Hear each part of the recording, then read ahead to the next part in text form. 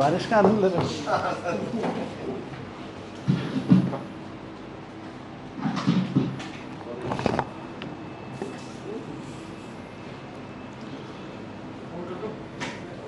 गुजरात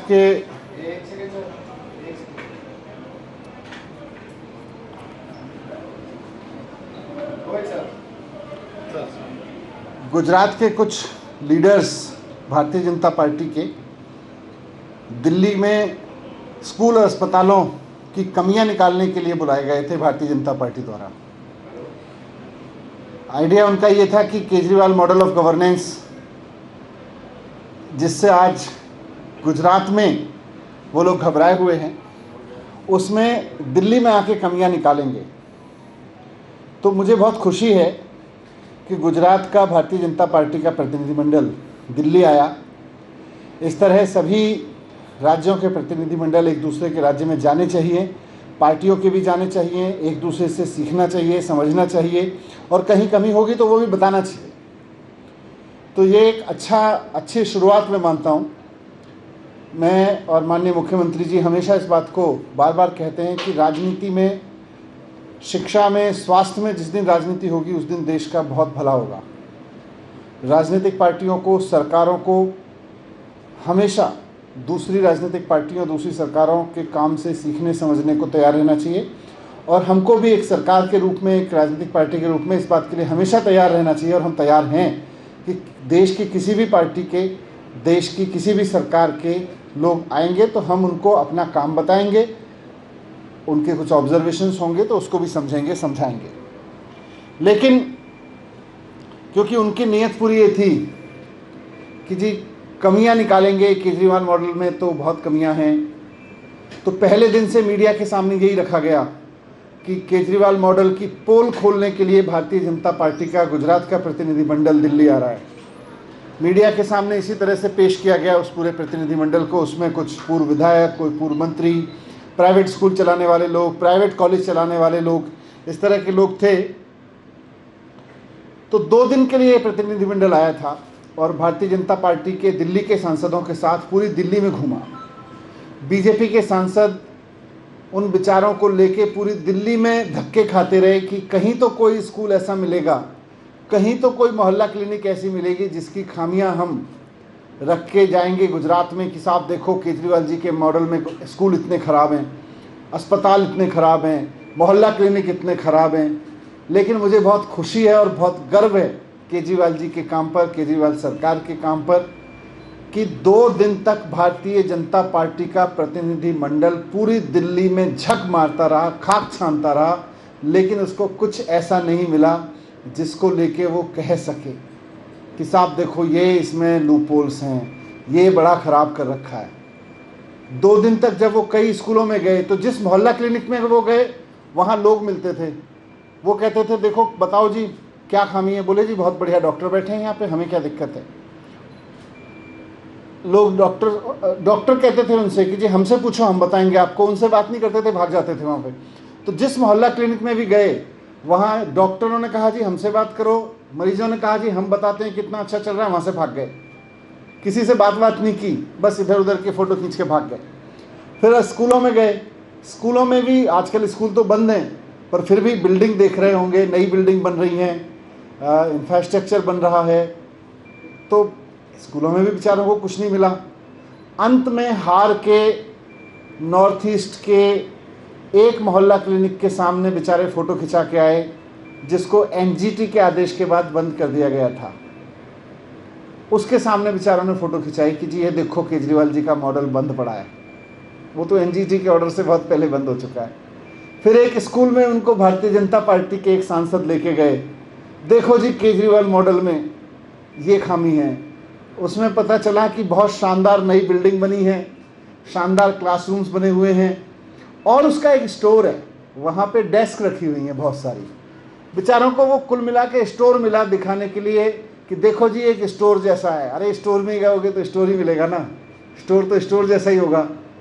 उसके बाहर निकलते ही उसी स्कूल की शानदार नई बिल्डिंग, उसी स्कूल के शानदार नए क्लासरूम।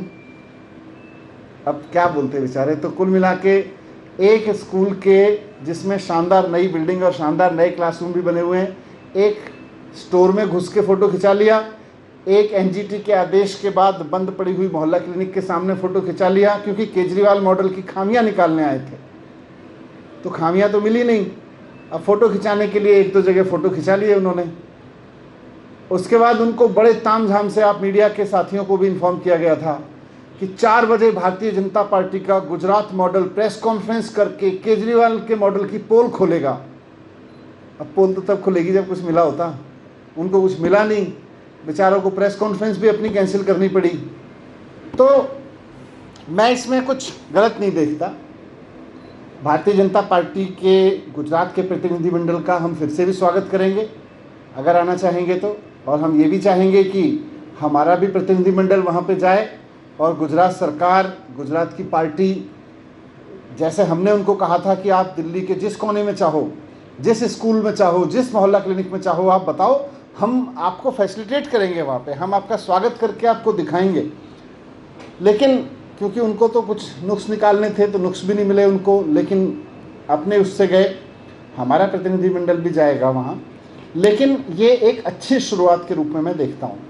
मैं देखता हूँ कि राजनीतिक पार्टियों में, सरकारों में आपस में कंपटीशन भी होना चाहिए और एक दूसरे से सीखने की परंपरा भी होनी चाहिए। मेरे हिसाब से गुजरात का प्रतिनिधिमंडल आता, और कई राज्यों के आते रहते हैं कि साहब हमें बताइए क्या अच्छा कर रहे हैं, क्या ख़राब है, क्या चैलेंजेस हैं, कहाँ कमियां रह जा रही हैं। हम उनको सब बताते हैं, हम उनके सामने सब दिखाते हैं। पर क्योंकि वो अलग मंशा से आए थे, उनकी नीयत ख़राब थी, तो फिर भी जिन जिन स्कूलों में गए, जिन जिन मोहल्ला क्लिनिक्स में गए, उनको बहुत कुछ अच्छा देखने को मिला होगा। तो कुछ तो नया सीखा होगा। उम्मीद है कि भारतीय जनता पार्टी को, गुजरात के प्रतिनिधिमंडल को भी समझ में आया होगा कि केजरीवाल मॉडल में काम तो इतने हुए हैं कि इसकी कमियां ढूंढना मुश्किल है। तो यही आपके सामने रखना था। Thank you. आपका प्रतिनिधिमंडल को ज़्यादा अभी जाएंगे, भेजेंगे वहाँ के। तो बड़ा इंटरेस्टिंग था कि जब गुजरात के प्रतिनिधिमंडल के बारे में मैंने अपने ट्विटर पे लिखा कि उसका स्वागत है और वो बता दें, तो गुजरात के बहुत से लोगों ने मुझको वहाँ के स्कूलों की तस्वीरें भेजनी शुरू कर दी कि ये फ़लाना ताल्लुक का स्कूल है, ये देखिए ये फ़लाने ज़िले का स्कूल है। तो खूब सारे अलग अलग ज़िलों से मेरे पास भी बहुत सारे फ़ोटो वहाँ के लोगों ने भेजे कि देखिए साहब, ये लोग अपने स्कूल तो ऐसे कर रखे हैं और वहाँ कमियाँ ढूंढने गए हैं। पर ठीक है, कमियाँ निकालने की बात नहीं है, बात यह है कि एक दूसरे से सीखें। तो मुझे पूरा भरोसा है कि गुजरात का बीजेपी का प्रतिनिधिमंडल जो कमियां निकालने आया था, कुछ देख के इंस्पायर ही होके गया होगा। सर, कुछ अधिकारियों पर सर कार्रवाई हुई थी जिसके अंदर शिकायतकर्ता आम आदमी पार्टी के विधायक खुद थे। कल डीटीसी के भी कुछ कर्मियों को सीबीआई ने रंगे हाथों पकड़ा है, मामला रिश्वत का है। तो कुछ अरविंद केजरीवाल जी की पॉलिसी इस मामले में बहुत क्लियर है, ज़ीरो टॉलरेंस। कोई भी अधिकारी, कोई भी मंत्री, कोई भी विधायक, कोई भी पार्टी का कोई व्यक्ति 1 रुपए की भी कहीं से कोई बात करते हुए पकड़ा जाएगा। तो अरविंद केजरीवाल जी तो खुद इस पक्ष में है कि उसको उस पद पे नहीं रहना चाहिए। मानसून ने दस्तक दे दी है, दिल्ली में क्या तैयारियां हैं कि वाटर पंप की बात हो या दूसरे जो रोड मैप तैयार किया है, कौन से पॉइंट ऐसे हैं जो बहुत ज़्यादा वल्नरेबल हैं, उनके बारे में एक बात है। जितने वल्नरेबल पॉइंट्स थे उन सब पे काम किया गया है। कुछ पे इमीडिएट काम हुआ, और पिछले 2-3 साल में भी आपने कई जगह देखे होंगे कि जैसे मिंटो रोड जैसे बहुत वल्नरेबल पॉइंट्स होते थे हर साल, पिछले साल भी हमारे पीडब्ल्यूडी डिपार्टमेंट ने उसको हैंडल किया और बिल्कुल वहाँ कोई प्रॉब्लम नहीं आई। इसी तरह से आईटीओ के सामने जो चौराहा है, आईटीओ में डब्ल्यूएचओ के सामने, उस पर भी बहुत बड़े पैमाने पे इस बार तैयारी कर ली गई।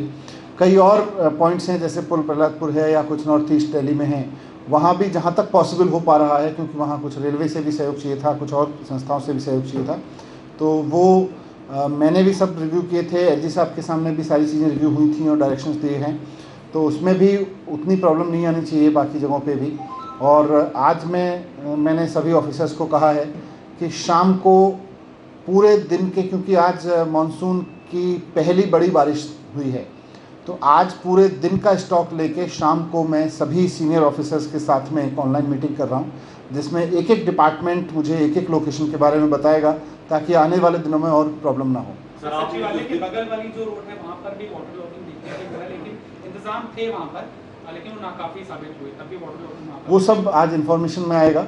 क्योंकि बहुत तेज़ बारिश हुई है तो बारिश के दौरान तो पानी रुकेगा। चैलेंज तब होता है जब वो बारिश के बाद भी वहाँ रुका रहे। सर, आपने उपराज्यपाल को एक चिट्ठी लिखी थी एसीबी मामले में। उपराज्यपाल ने सीएम को चिट्ठी लिखी। उन्होंने कहा कि आपका जो चिट्ठी है, आप जिस तरह की बातें कर रहे हैं, वो राजनीति से प्रेरित है, इस तरह की चीज़ें नहीं होनी चाहिए। नहीं, उसमें मैंने तो उनके सामने केवल लॉ पोजीशन रखी थी और लॉ बहुत क्लियर है इसमें कि 4 महीने के अंदर अंदर इस पे जजमेंट हो जाना चाहिए। और पिछले एलजी उस पर अपना एक जजमेंट देके गए थे, तो उसमें कुछ जजमेंट अगर बदल रहे हैं तो इलेक्टेड गवर्नमेंट को भी उनको लूप में रखना चाहिए। सर, फिर वही स्थिति होती दिखती है क्या एलजी वर्सेस दिल्ली सरकार, क्योंकि नहीं, बार-बार दिल्ली ये में किसी भी तरह के काम में कोई अड़चन होगी तो फिर तो अरविंद केजरीवाल जी की सरकार किसी से भी लड़ने को तैयार है। हम सब मिलकर काम करना चाहते हैं। हम बिल्कुल नहीं चाहते हैं कोई ऐसी स्थिति हो, पर जहाँ कोई ऐसी स्थिति होगी कि लोगों के काम रुकेंगे तो वहाँ तो बात करनी पड़ेगी। लेकिन हमारी कोई नीयत नहीं है किसी से लड़ने की। हमारी बस एक ही नीयत है कि दिल्ली के काम नहीं रुकने चाहिए।